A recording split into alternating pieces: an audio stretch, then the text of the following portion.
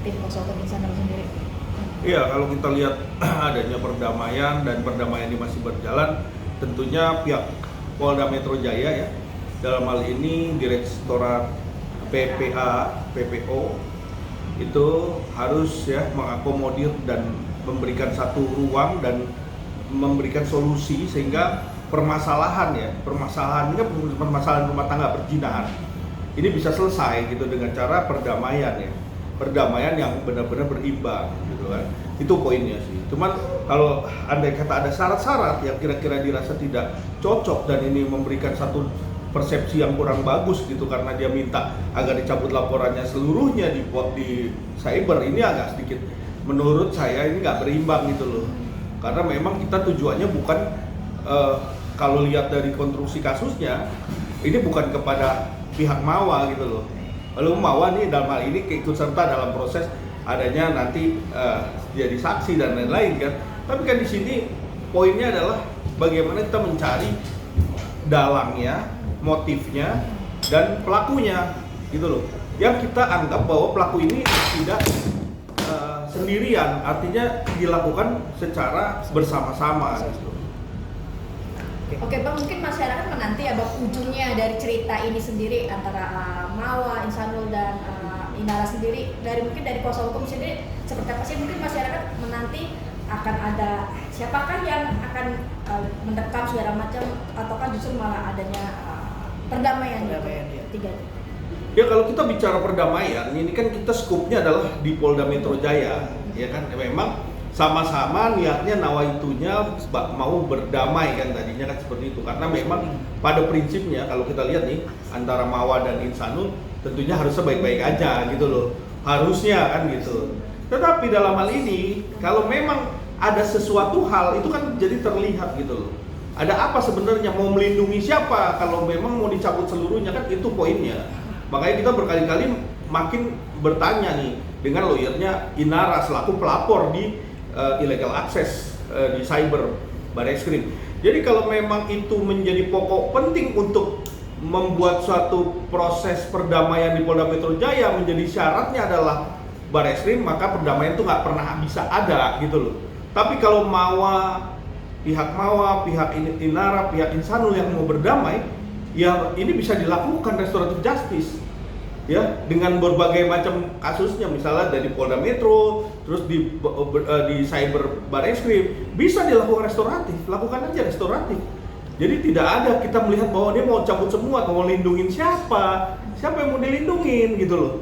Kalau memang nggak dia merasa nggak mau dilindungin ya dia damai aja, selesai sudah kan gitu. Bang, tapi dari isu yang berhembus dari Polda Metro Jaya sendiri, Humas mengatakan bahwa sudah ada perdamaian. Seperti apa sih perdamaian, seperti apa sih yang dimaksud oleh Humas ini sendiri, Bang? Tentunya gini, yang namanya pihak kepolisian, restoratif justice itu adalah jadi melakukan suatu tindakan equality before the law. Jadi kita memberikan satu apa yang menjadi fasilitator dari pemerintah atau dari pihak kepolisian, dari pihak peradilan utama itu dari pihak kepolisian, yang dimana restoratif justice itu dikedepankan, ya kan? Itu bagus sekali. Kenapa? Karena menjadi satu hal yang solutif buat para pihak. Karena ini bukan kasus yang nilainya adalah kasus besar, ya, bukan kasus teroris, kasus pembunuhan, kasus pencurian dan lain-lain. Yang ujungnya adalah percuma untuk mau diterusin. Ya, apa? Kenapa percuma? Karena melihat dari kasus ini juga bukan satu hal yang memberikan ujung yang baik juga, karena sama-sama ya udah sama-sama saling mau restoratif. Ini ada anak di sini, mau baik-baik saja, mau jalan semua sesuai. Jadi buat kita bukan kepada proses, kalau mau proses ini dilanjut ya silakan saja, ya kan? Kita juga nggak ada tendensi untuk ini berjalan kan gitu. Tapi prinsip-prinsip itu tentunya pihak kepolisian mengedepankan tadi equality before the law, memberikan satu ruang untuk bisa difasilitasin untuk bisa berdamai para pihak gitu. Bang, tapi ini kan kalau saya lihat case-nya ketika ada mode perdamaian tapi minta ini minta itu tadi, ini bukan win-win solution buat saya, Bang. Tapi ini adalah justru pihak abang lah yang dirugikan lah ya, kalau dari sudut pandang saya sendiri, karena mau damai tapi ini harus cabut, ini harus begini, terlalu banyak syarat. Iya. Fair gak sih, Bang?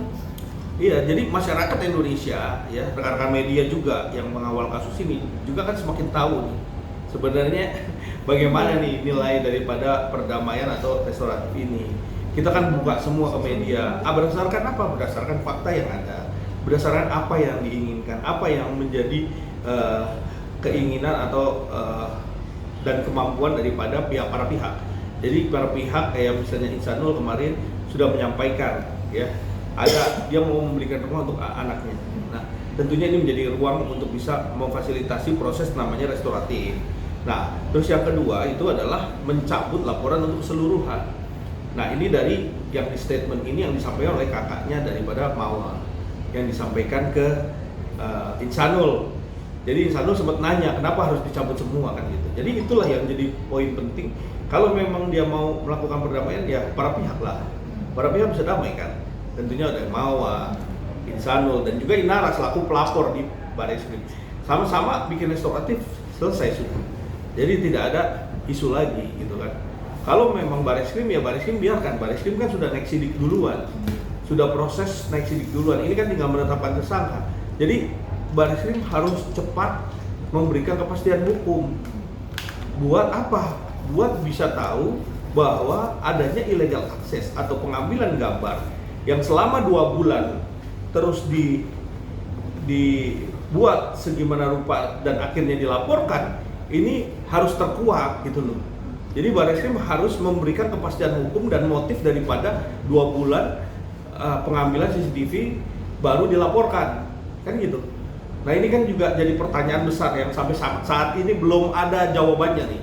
Nah semoga aja dalam waktu dekat pihak Barreskrim bisa ya menentukan siapa sih nih, ya siapa nih dalangnya, terus bagaimana sih bisa 2 bulan ini ada apa sih sebenarnya selama 2 bulan ini perjalanan ini sampai terus akhirnya ada di Polda Metro dipakai, di Polda Metro Jaya nih dipakai. Ini konstruksi hukum ya. Kalau kita bicara konstruksi hukum, kita di luar daripada peristiwa hukum, tapi konstruksi hukumnya begini adanya gitu. Oke.